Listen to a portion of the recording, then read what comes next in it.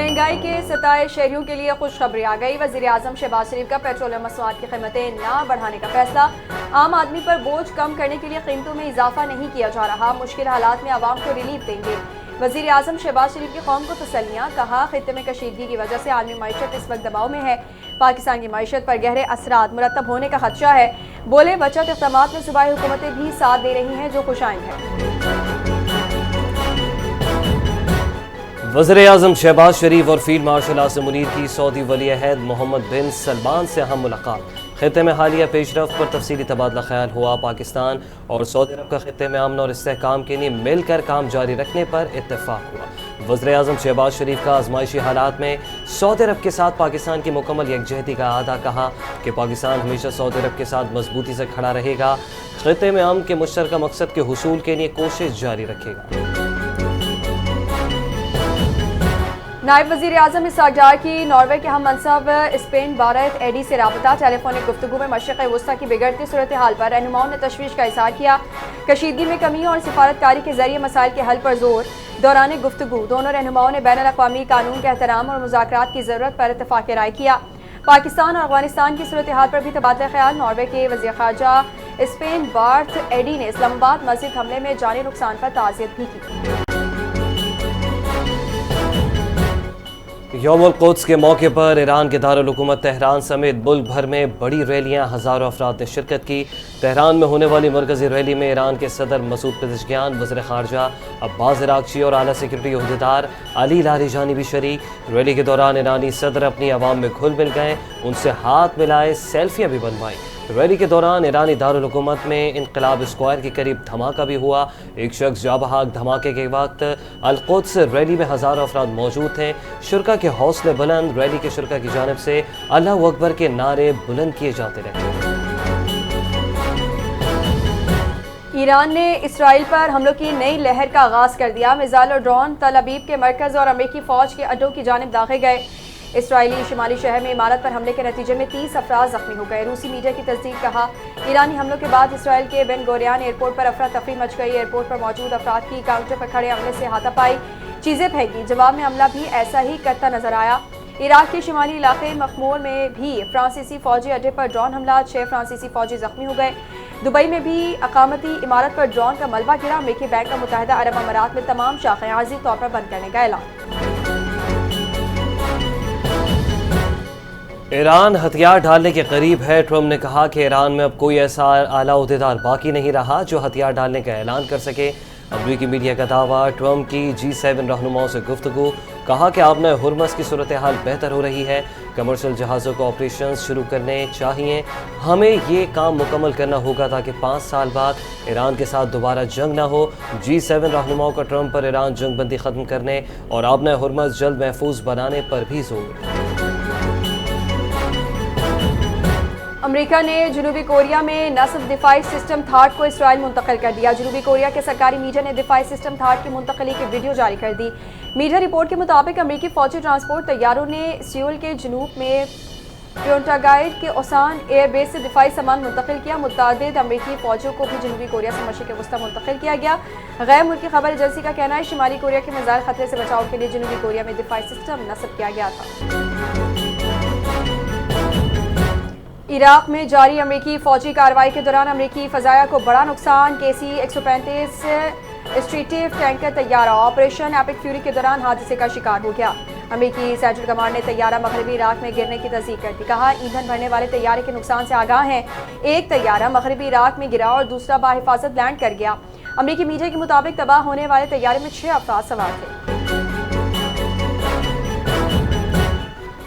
आलमी जहाज़ रानी में खलल पड़ने का खदशा। अमरीकी हुकाम ने ईरान पर आबना हुर्मस में बारूदी सुरंगें बिछाने का इल्ज़ाम आयद कर दिया। न्यूयॉर्क टाइम्स की रिपोर्ट के मुताबिक अमरीकी अहलकार ने बताया कि ईरान ने बड़े बहरी जहाज़ों को निशाना बनाने के बाद अब छोटी किश्तियों के जरिए बारूदी सुरंगें बिछाना शुरू कर दी हैं। ईरान की इस्लामी इनकलाबी गार्ड्स को सैकड़ों किश्तियों को तैनात कर सकती है। आबनाए हुर्मस को लेकर भारतीय दोगलापन बेनकाब। बैक वक्त ईरान और अमेरिका से रियायत लेने की कोशिश। खबर रसां इदारे राइटर्स के मुताबिक भारतीय और ईरानी वज़ीर ख़ारजा के दरमियान हालिया गुफ्तगू में अमेरिका की ईरान के खिलाफ जाहिरियत को तनकीद का निशाना बनाया गया। ایران نے اس بات پر زور دیا کہ خطے میں پیدا ہونے والی کشیدگی اور خطرات کے پیچھے امریکی پالیسی کا نمایاں کردار ہے۔ بھارت کا ایران سے بین الاقوامی گزرگاہ استعمال کی اجازت مانگنے کا دعویٰ، سفارتی حلقوں میں بھارت کی مسلسل بدلتی ہوئی خارجہ پالیسی پر سوالات۔ اسلام آباد ایئرپورٹ پر فلائٹ آپریشن 2 گھنٹے بعد بحال کر دیا گیا۔ آپریشن وجوہات کی بنا پر کچھ دیر کے لیے فلائٹ آپریشنز میں معمولی آپریشنل ایڈجسٹمنٹ کی گئی تھی۔ ترجمان پاکستان ایویشن اتھارٹی کا بیان، کہا ایئرپورٹ پر تمام پروازیں اب معمول کے مطابق آپریٹ ہو رہی ہیں۔ مسافر اپنی پروازوں کے بارے میں معلومات کے لیے متعلقہ ایئر لائن سے رابطہ کریں۔ یاد رہے کہ شام 6:30 بجے اسلام آباد ایئرپورٹ پر فلائٹ آپریشن بند کر دیا گیا تھا۔ تمام پروازوں کو لینڈنگ اور ٹیک آف سے روک دیا گیا تھا۔ مسلم لیگ نون کے سینئر رہنما نہال ہاشمی نے گورنر سندھ کے عہدے کا حلف اٹھا لیا۔ Chief justice Sindh high court نے نہال ہاشمی سے گورنر کے عہدے کا حلف لیا۔ وزیر اعلیٰ سندھ مراد علی شاہ کی نہال ہاشمی کو حلف اٹھانے پر مبارکباد۔ میئر کراچی مرتضی وہاب، وزیر داخلہ سندھ ضیاء الحسن نجار، صوبائی وزیر سعید غنی کی حلف برداری تقریب میں شرکت۔ Additional I G Karachi Azad Khan, Muslim League Noon کے رہنماؤں سمیت سیاسی و سماجی شخصیات نے بھی شرکت کی۔ متحدہ قومی موومنٹ پاکستان کے رہنما اور ممبر قومی اسمبلی فاروق ستار نے کامران ٹیسوری کو گورنر سندھ کے عہدے سے ہٹائے جانے پر برہمی کا اظہار کر دیا۔ کہا کامران ٹیسوری کو ہٹا کر وفاقی حکومت اور وزیر اعظم نے واضح پیغام دیا کہ انہیں اب ہماری ضرورت نہیں، ہمیں اب اس مسئلے کو اپنی ریڈ لائن بنانا چاہیے اور فی الفور حکومت کو خیر بات کہہ دینا چاہیے۔ افغان طالبان رجیم کی آمرانہ پالیسیاں اور خواتین کے بنیادی حقوق کی پامالی دنیا بھر میں شدید تنقید کا سبب بن گئی۔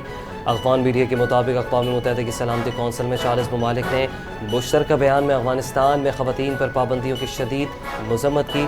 بیان میں کہا گیا کہ لڑکیوں کی تعلیم اور خواتین کے کام پر پابندیاں ملک کی معیشت اور سماجی استحکام کے لیے نقصان دہ ثابت ہو رہی ہے۔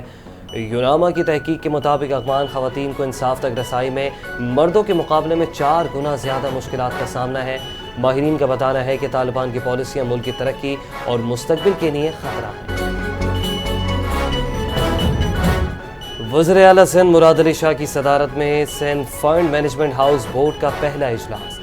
چیف سیکرٹری آصف حیدر شاہ، ارکان اسمبلی شہراز شوکت راجپر اور سعدیہ جاوید سمیت دیگر اعلی حکام شریک ہوئے۔ Sindh fund management house act 2021 کا جائزہ لیا۔ بورڈ نے SFMH کو سرکاری فنڈز کے انتظام کے مرکزی پلیٹ فارم کے طور پر فعال کر دیا۔ 16 نامزد فنڈز بشمول پینشن اور سوشل ریلیف فنڈ کا انتظام کیا۔ سرمایہ کاری پالیسی 2026 کی منظوری، رسک اور شفافیت پر زور دیا گیا۔ انویسٹمنٹ کمیٹی قیام اور پورٹ فولیو کی نگرانی کی ہدایت۔ کراچی کے ٹرانسپورٹ نظام میں مزید EV بسز شامل، مزید ڈبل ڈیکرز بھی شامل کرنے کا فیصلہ۔ سندھ کے سینئر وزیر شرجیل انعام میمن کی زیر صدارت محکمہ ٹرانسپورٹ اور ماس ٹرانزٹ کا اہم اجلاس، عوام کو خوشخبری سنا دی۔ کہا کراچی میں ٹرانسپورٹ نظام کو مزید بہتر بنانے کے لیے EV بسز کے نئے روٹس عید سے قبل شروع کیے جائیں گے۔ دیگر اضلاع میں یہ سروس عید کے بعد متعارف کروائی جائے گی۔ کراچی میں اگلے ہفتے EV بس کا نیا روٹ گلشن معمار پر ٹاور شروع کرنے کا بھی اعلان۔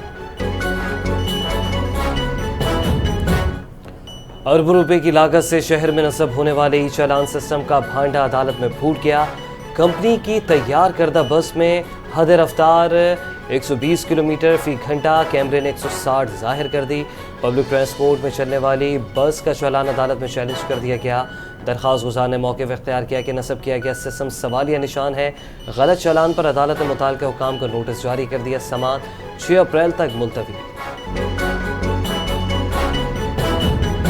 پاکستان نے دوسرے ون ڈے میں بنگلہ دیش کو جیت کے لیے 275 رنز کا ہدف دے دیا۔ پاکستان کی ٹیم پہلے بیٹنگ کرتے ہوئے 48ویں اوور میں 274 رنز بنا کر آؤٹ ہو گئی۔ پاکستان کی جانب سے ماس صداقت کی شاندار بیٹنگ، 40 گیندوں پر جارحانہ 75 رنز اسکور کیے۔ سلمان آغا نے ذمہ دارانہ کھیل پیش کرتے ہوئے 64 رنز بنائے۔ کپتان محمد رضوان نے 44 رنز کی اننگز کے لیے بنگلہ دیش کی جانب سے رشاد حسین نے عمدہ بولنگ کرتے ہوئے 3 وکٹیں حاصل کی، جبکہ مہدی حسن معراج نے 2 کھلاڑیوں کو آؤٹ کیا۔ ہدف کے تعاقب میں بنگلہ دیش کی بیٹنگ جاری۔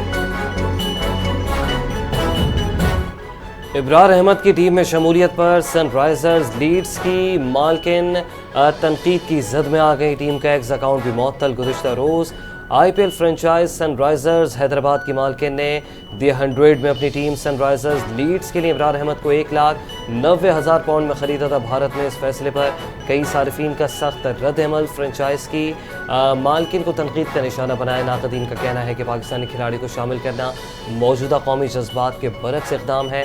بھارتی صارفین کا سن رائزرز حیدرآباد پر پابندی لگانے کا بھی مطالبہ۔